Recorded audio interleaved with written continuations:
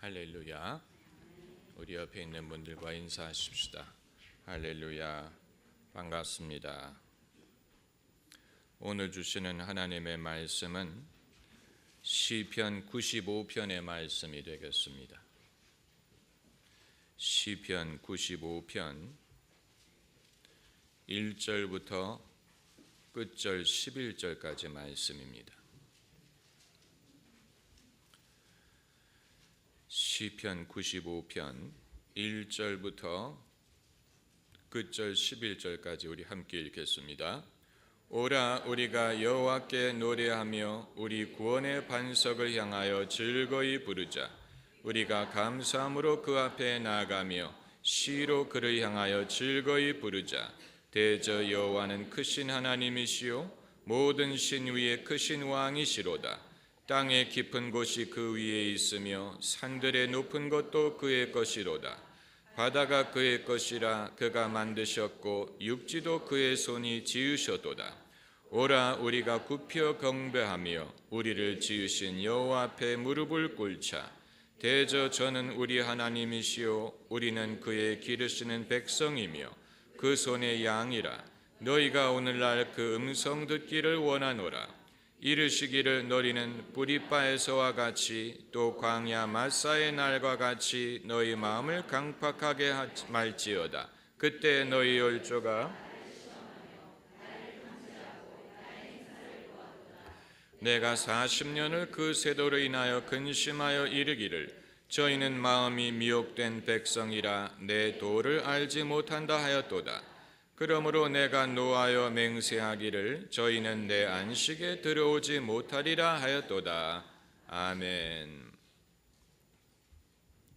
기독교인들은 대대로 하나님을 찬양하는 백성들입니다. 예배와 찬양을 구별할 수 없습니다. 찬양한다는 말은 예배한다는 말이고 예배하는 것은 찬양하는 것입니다.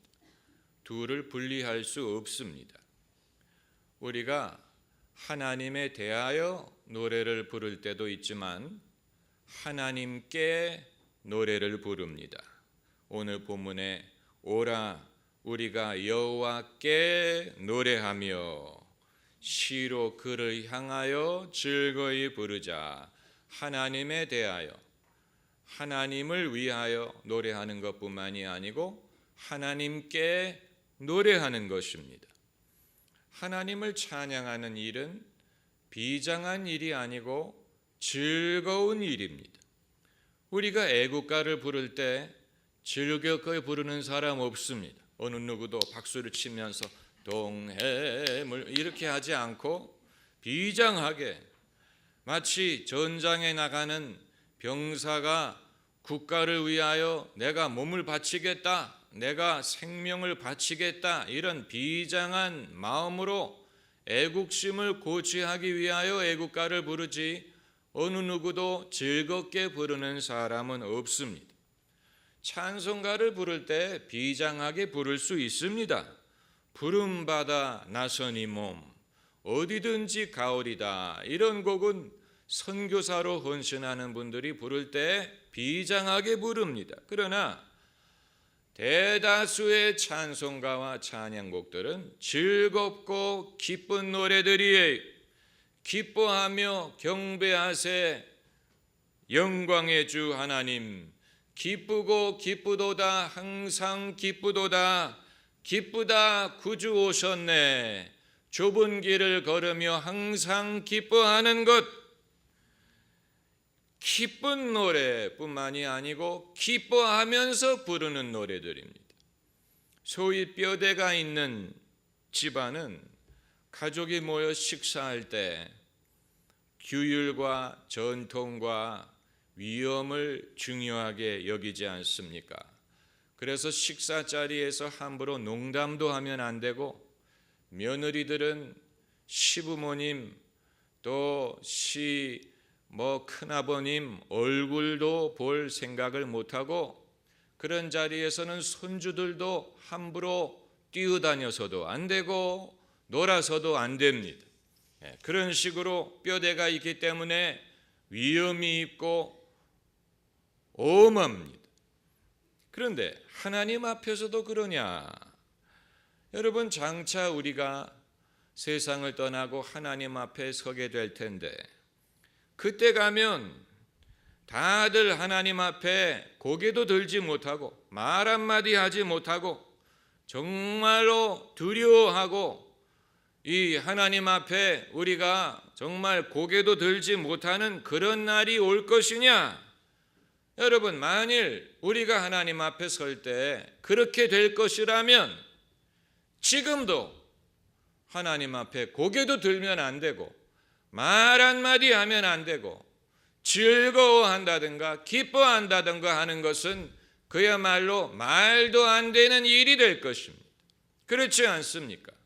지금 우리가 하나님을 예배할 때는 기뻐하고 즐거워했다가 하나님 앞에 서게 되는 날은 두려워하고 떨고 고개도 들지 못한다면 지금 우리가 하는 행위가 잘못된 것이라는 얘기예요. 그때 가서 하나님 앞에 고개도 들지 못할 것이라면 지금도 그래야 되는 것입니다. 그래야 일관성이 있는 것입니다.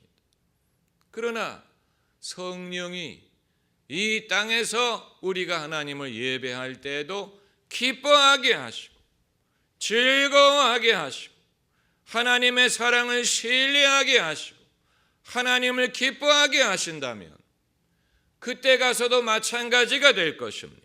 왜냐하면 하나님은 두 마음을 품은 하나님이 아니기 때문에 이 땅에서는 우리에게 긍휼과 사랑을 베푸시다가 심판날에 가서는 갑자기 얼굴을 바꾸시는 분이 아니에요. 그러므로 지금 우리가 주님을 생각할 때 즐겁다면 그때 주님의 얼굴을 친히 뵐 때 더 즐거울지언정 두려워하지는 않을 것이라는 얘기입니다. 구주를 생각만 해도 내 마음이 좋거든 그 얼굴 배울 때야 얼마나 좋으랴. 한번 따라해 보세요. 얼마나 좋으랴. 얼마나 무서우랴가 아니에요. 얼마나 몸둘 바를 모를까가 아니에요.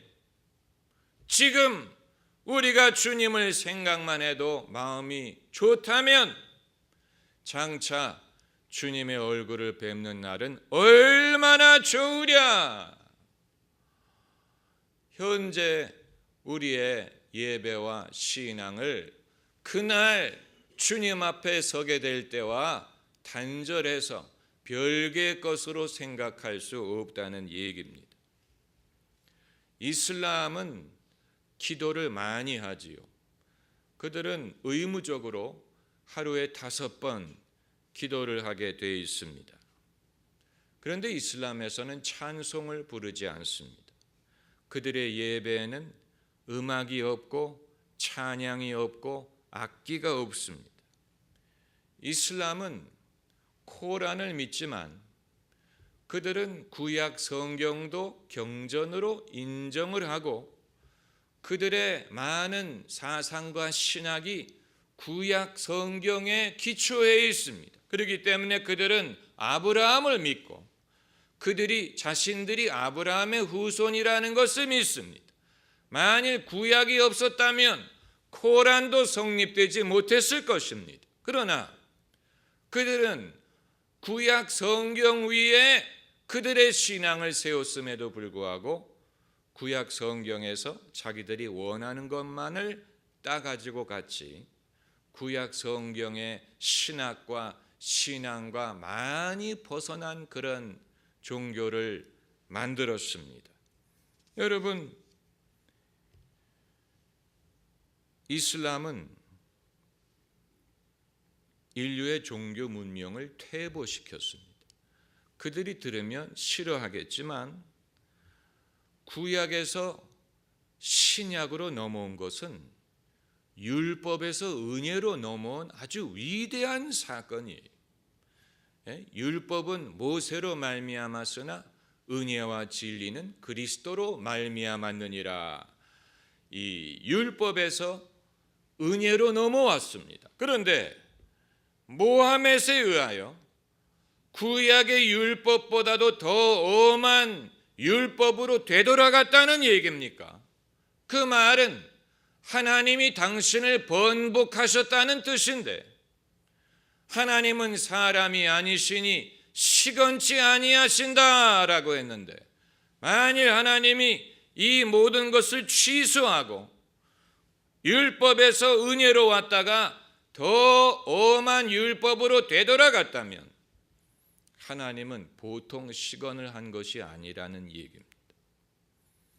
우리가 이슬람의 그 근본적인 종교적인 진리에 대해서 의문을 제기할 수밖에 없는 이유가 바로 거기에 있는 것입니다. 그래서 이슬람에는 찬송이 없어요.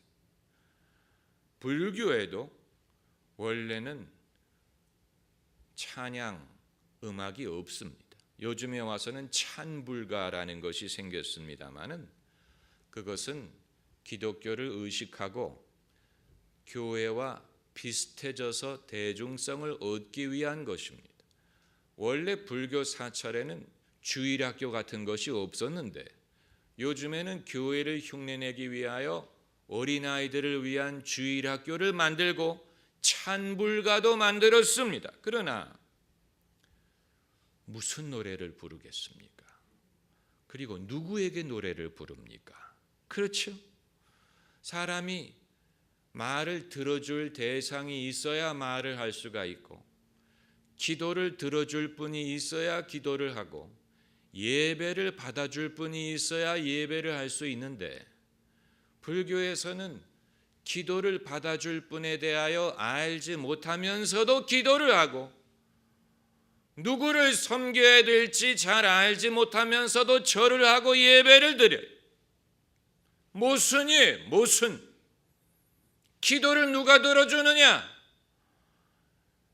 수능일날 수많은 어머니들이 절에 몰려가서 기도를 하는데 누구에게 기도를 하느냐는, 누가 기도를 들어주느냐, 거기에 대해서 그들은 명확한 대답이 없습니다.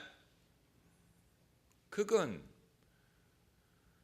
하나님을 알고 하나님께 기도를 드려야 그것이 옳은 것이지, 기도를 들어줄 분에 대하여 자신 있게 가르칠 수 없는 종교가 대중의 필요를 채워주기 위하여 기도회를 수용하는 것은, 그것은 종교적으로 정직하지 못한 것입니다.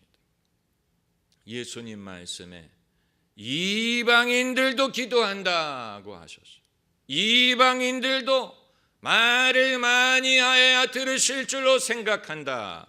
그러니까 불교를 비롯한 이 많은 종교에서 기도하는 것을 예수께서 완전히 부인하시거나 하나님이 그런 것 안 들으신다고 말씀하지는 않았지만, 너희는 이방인처럼 기도하지 말라. 그러니까 우리가 기도하는 것은 이 하나님을 알지 못하는 사람의 기도와는 좀 달라야 되지 않겠느냐.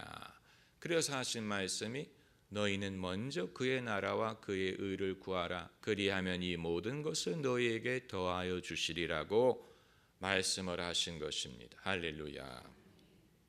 그러면 기독교인은 찬양하는 백성인데 그럼 무슨 내용의 노래를 부를 것이냐?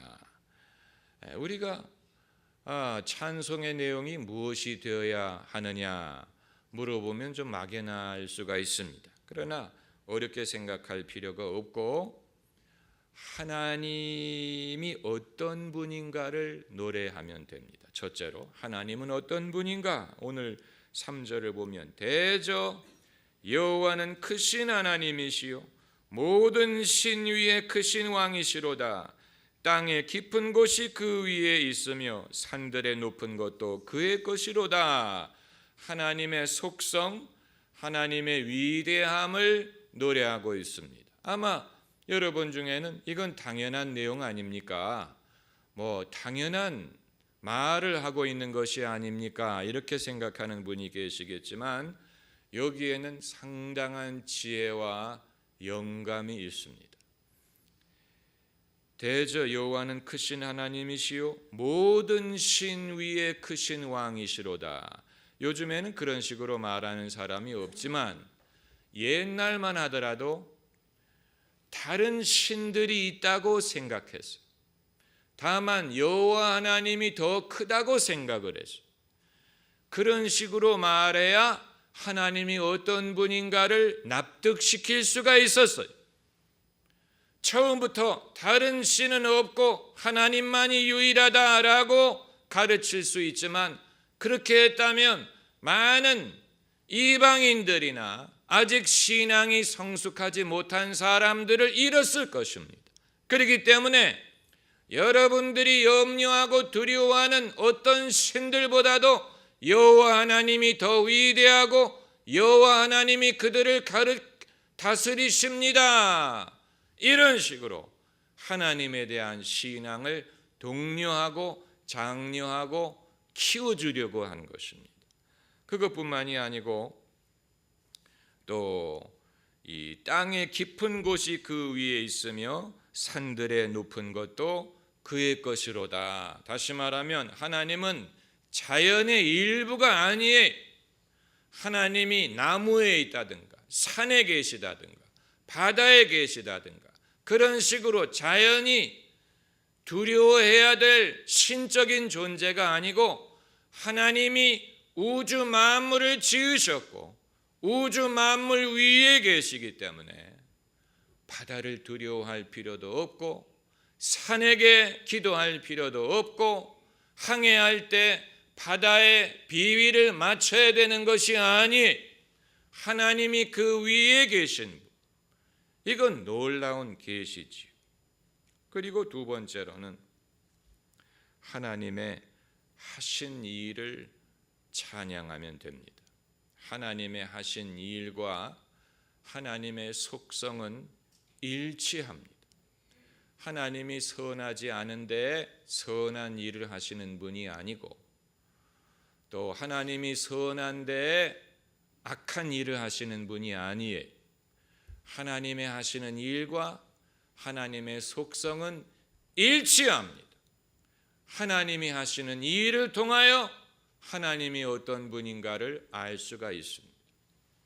성경에 늘 나오는 말씀이 하나님의 선하심을 맛보아 알지니라. 어떻게 알지니라?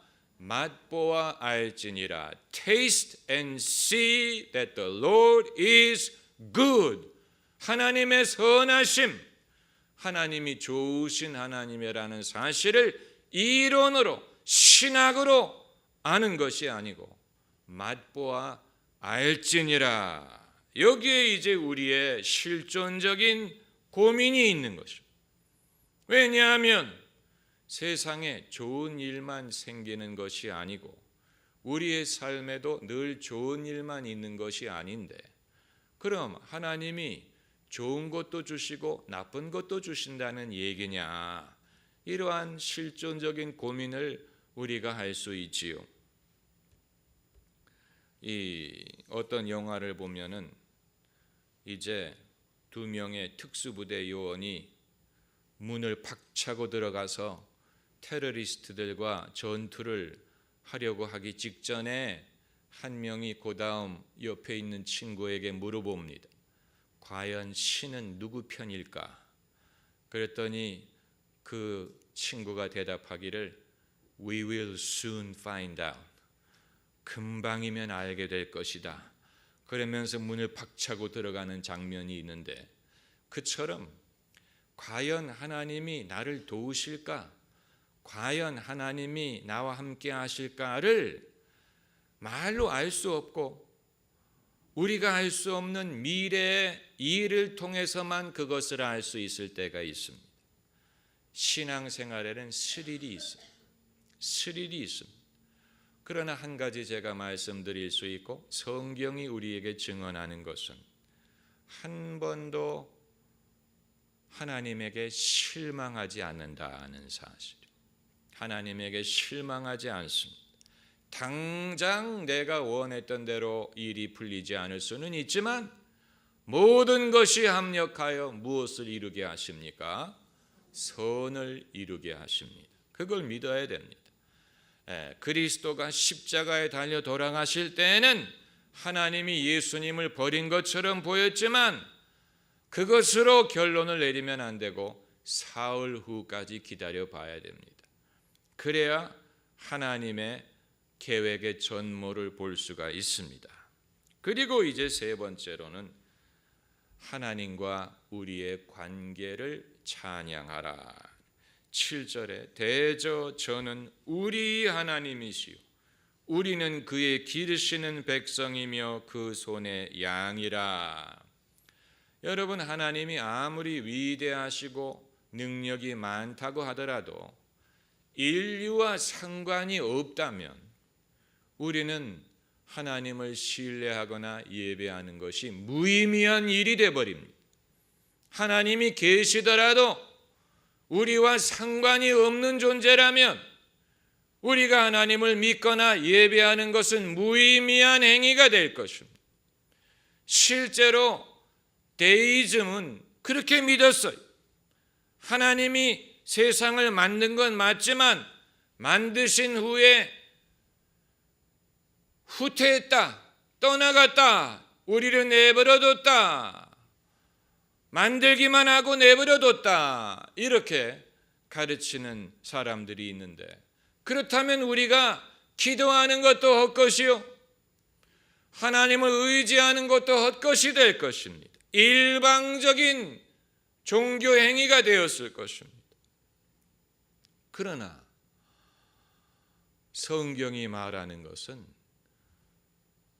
사람이 하나님을 찾아가서 문을 두드리고 도움을 요청했다는 얘기가 아니고 하나님이 사람을 찾아오시고 우리의 문을 두드리시고 당신을 우리에게 계시하셨다는 사실입니다. 할렐루야. 이것이 기독교가 타종교와 구별이 되는 면이요 기독교를 계시의 신앙이라고 부르는 면입니다. 하나님이 아브라함을 찾아오셨지 아브라함이 하나님을 찾지 않았고, 하나님이 모세에게 당신을 계시하셨지 모세가 하나님을 찾지 않았습니다. 하나님이 독생자 예수님을 보내셨지 인류가 하나님에게 우리를 구원해달라고 외친 것이 아니에요. 하나님이 성령을 보내주셨지 사람이 산에 올라가서 영적인 파워를 구하는 것이 아니에요. 성령에 대해서 여러분, 우리 모두가 알 것은 우리가 영력을 얻기 위하여 어디 산에 올라가서 영력을 달라고 애써서 기도해야 되는 것이 아니고, 이미 2000년 전에 예수님은 내가 아버지에게 구하겠으니 그가 너희에게 성령을 주시리라고 약속하신 분이에요.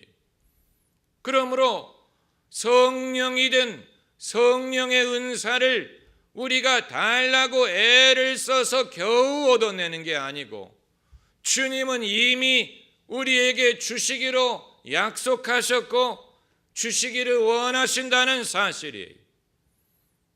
힘써서 애써서 얻어야 되는 부분이 아니에요.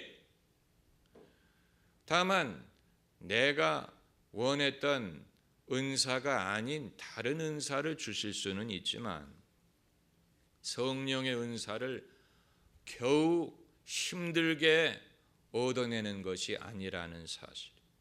하나님은 우리에게 성령 주시기를 기뻐하십니다. 그 일을 위하여 예수님이 떠나가신 것. 내가 떠나지 아니하면 보혜사가 너희에게 오시지 아니하리라. 우리에게 보혜사를 주시기 위하여 예수님이 서둘러 승천하신 것이고 열흘 후에 성령을 보내주셨습니다. 그렇게 신앙이 쉽기만 하다면 그럼 왜 실족하는 사람들이 있고 믿기를 거부하고 하나님을 원망하는 사람들이 있느냐? 그 차이가 어디 있느냐면은 바로 8절에 있습니다. 이르시기를 너희는 무리바에서와 같이 또 광야 마사의 날과 같이 너희 마음을 강팍하게 말지어다. 이것이 신앙인의 가장 큰 함정이요 위험이요 우리의 영혼을 실족하게 하는 가장 큰 원인입니다.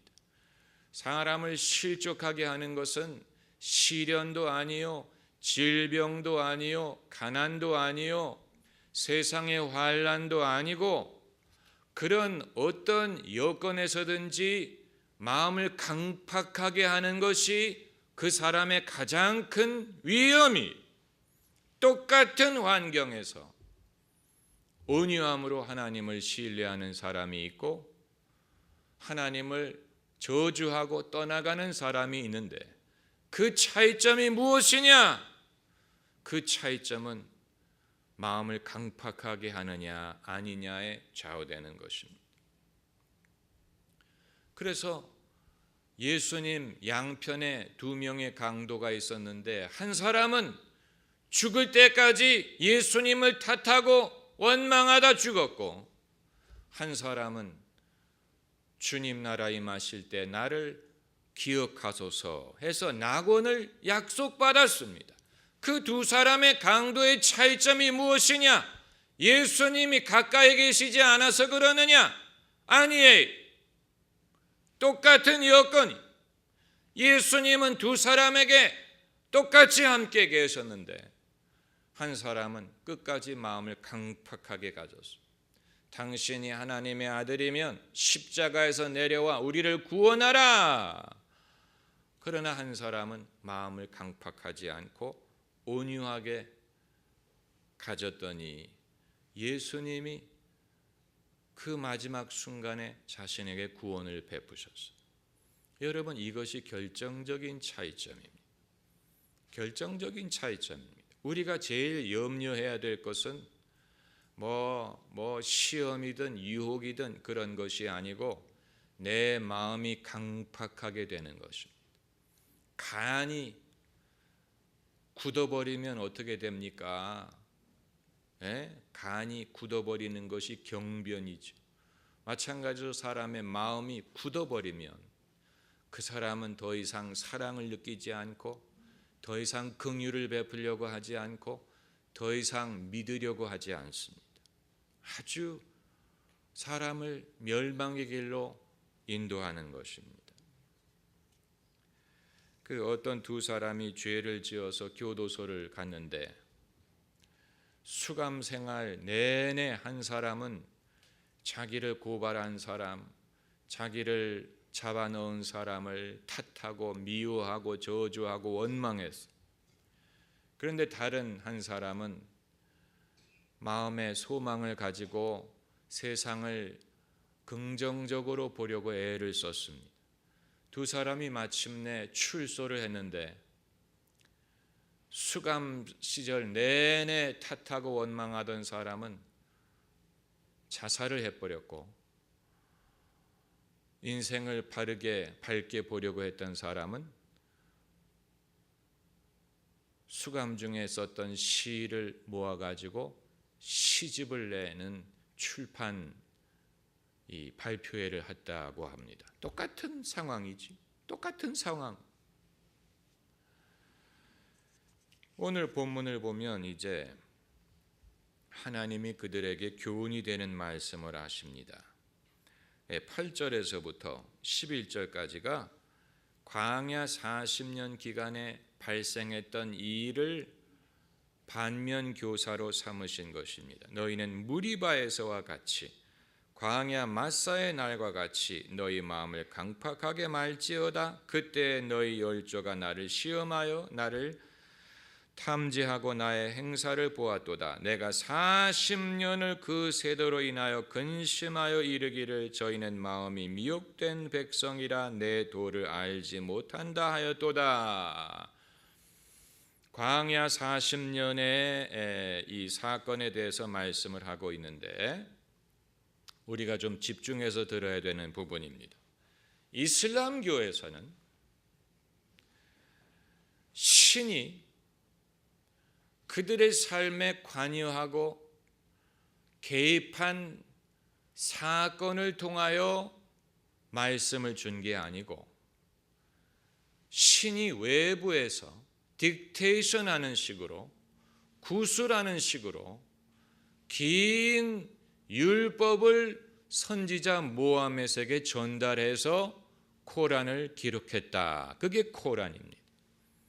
그러니까 선지자가 있으면 신이 그에게 이 긴 내용을 딕테이션을 해가지고 그것을 기록하게 한 것입니다. 그게 코란.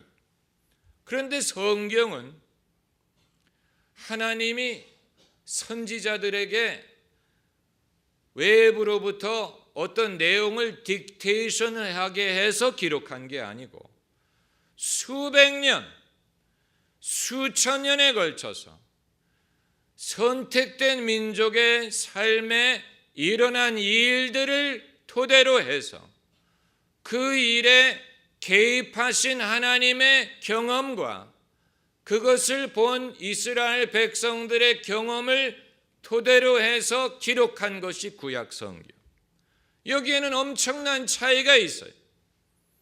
그냥 하나님이 외부에서 어떤 객관적인 진실에 대하여 구술을 한 것이 아니고 이 사람들의 삶 속에 하나님이 개입하셔서 이루어졌던 이 일들을 통하여 메시지를 얻게 하신 것입니다. 여러분, 이것은 전례가 없는 일이고 이 세상 어느 문명도 똑같은 경험을 하지 않았습니다. 이스라엘만을 통하여 하나님이 이 일을 행하셨는데 이것이 그들만을 위해서 주신 말씀이 아니고 그것이 예가 되어서, 그것이 사례가 되어서 모든 사람들에게 주시는 말씀이 되게 하신 것입니다. 여러분, 그 차이를 이해를 하시겠지요?